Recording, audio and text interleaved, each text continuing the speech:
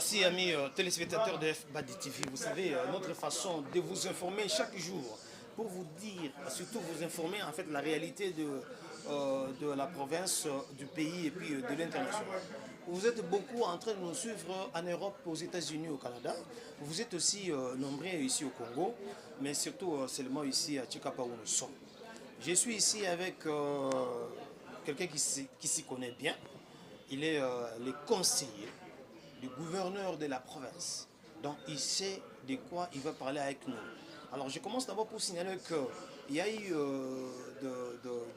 des malentendus au niveau de l'EPST, surtout de l'enseignement. Mais lui, en tant que conseiller du gouverneur, il voulait essayer un peu d'atténuer les choses pour comprendre qu'est-ce qui se passe au niveau de l'EPST. Alors, il a effectué un voyage à Kinshasa pour faire toutes ces choses-là. Alors nous allons comprendre avec lui. Bonjour mon frère. Bonjour monsieur le journaliste. Vous allez nous aider à parler un peu fort. Dites-nous, vous êtes d'abord qui? Je réponds au nom de M. Daniel Ngalom Mochibwaba. Je suis le conseiller du gouverneur de la province du Kassai. Excellence Maître Pespe Mukendi Bukassa. Je suis venu ici comme son conseiller en charge de l'éducation par rapport à ce qui se passe dans notre province éducationnelle du Kassai 1. Il y a un partenaire PAF qui a ciblé les écoles de 4 sous-divisions. La sous-division de Tchikapa 1 à Kele, Tchikapa d'Adjibumba, Kanzala et sur Kanzala, et sous-division de Kamwisha pour donner les bourses aux filles d'étudier gratuitement dans les écoles secondaires qui se trouvent dans les sous-divisions que je vais évoquer ici. C'est par là, il y a les autres écoles qui avaient connu les cas au niveau de l'Equity Bank qui est en train de recenser les dites écoles, telles lesquelles, ces cas-là étaient qu'il y a les écoles qui n'avaient pas de bons arrêtés, il y a les écoles qui fonctionnaient autrefois avec les numéros de centre Nganda. Comme la Constitution de la République, dans son article 204 alinéa 13, donne le pouvoir au gouverneur de province de faire un arrêté d'agrément, de donner un arrêté d'agrément aux écoles. C'est pourquoi les écoles qui ont été refusées par la banque sont venues se plaindre auprès de nous. Moi, en tant que technicien à la matière à côté du gouverneur, nous avons fait un projet d'un arrêté que le gouverneur de la province, son excellence Maître Pespe Mukendi Bukassa, vient d'atterriner hier là.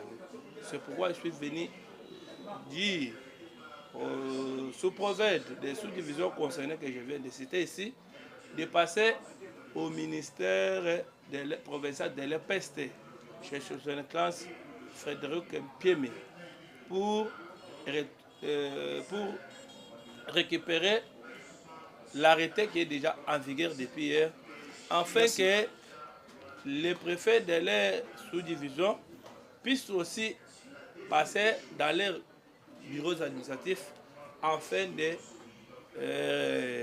récupérer aussi les mêmes arrêtés là pour aller aussi s'identifier à la banque. Parce que d'ici là, c'est au mois de novembre que nous sommes ici que les partenaires PAF vont prendre ces écoles-là en charge. Nous ne voulons pas oublier les autres écoles parce que le partenaire qui est venu financer a dit que chaque fille doit avoir sa bourse pour étudier gratuitement. S'il vous plaît, conseiller. C'est vrai que vous avez détaillé les choses ici. Je vous ai laissé le temps de détailler tout ce que vous avez détaillé. Mais ce qu'il faut signaler à nos téléspectateurs, vous êtes déplacés, allez juste à Kinshasa, juste pour trouver solution en fait, à ces problèmes que vous évoquez. Mais il y a un problème. Les écoles, d'autres écoles, c'est la menthe que vous triez, en fait, par rapport à connaissance ou quoi, vous triez des écoles que vous allez mettre dans ces projets PAF. Non. Le projet PAF est venu cibler les écoles publiques secondaires. Vous ne triez pas. Il n'est pas venu cibler les écoles privées. Non, je parle des écoles... Dans le cadre des écoles publiques, chaque école secondaire est concernée.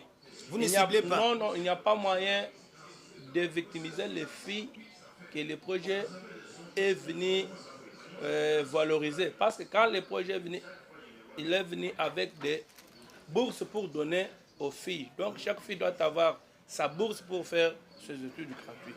Donc nous ne pouvons pas, nous en tant que l'État, le projet est venu nous secourir là où on devrait prendre notre responsabilité. C'est par là que nous lançons un appel vibrant à tous les sous-prophètes de ces 4 sous-divisions qui nous avaient apporté les noms des écoles ensemble avec leurs prophètes. Comme le gouverneur vient de signer un arrêté depuis hier, si on aura une plainte de la part d'une certaine école que oh, nous sommes oubliés, oh, nous n'avons pas eu aussi l'accès pour aller faire ceci ou cela, les sous-prophètes de là, même le prophète doit engager sa responsabilité. Parce que nous avons fait ce que nous devons faire, ce que le droit met à notre responsabilité.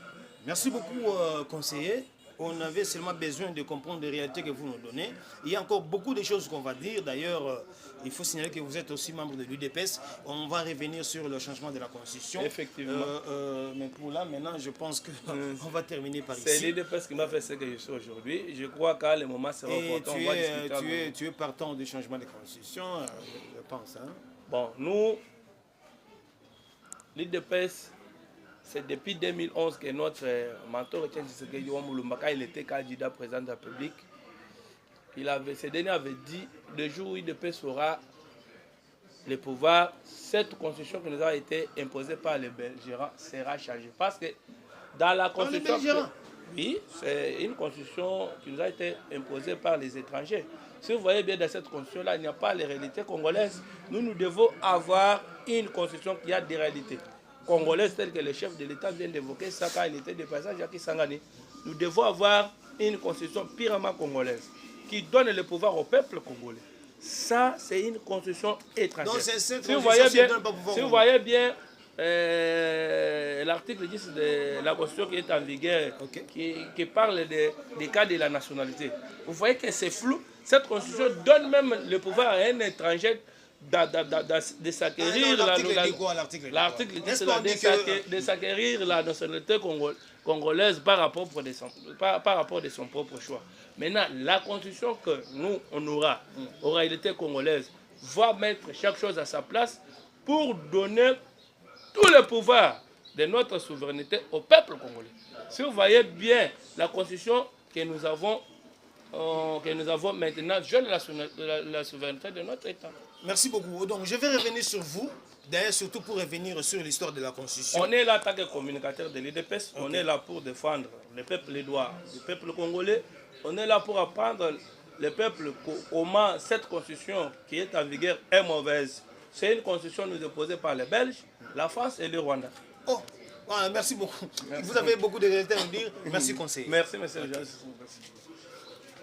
Alors, je termine déjà cette émission où j'ai recevé le conseiller du gouverneur de la province du Kasaï, Maître Crispin Mukendi. Et il est chargé bien sûr de l'éducation et puis il a valorisé. Il est allé à Kinshasa juste pour essayer un peu de trouver solution à des écoles publiques, secondaires d'ailleurs, pour sauver les filles. Merci beaucoup à mon cordon Franck Badibanga, donc je l'appelle FBAD. Jimmy Mbaya, c'est moi. Je vous trouve à un moment.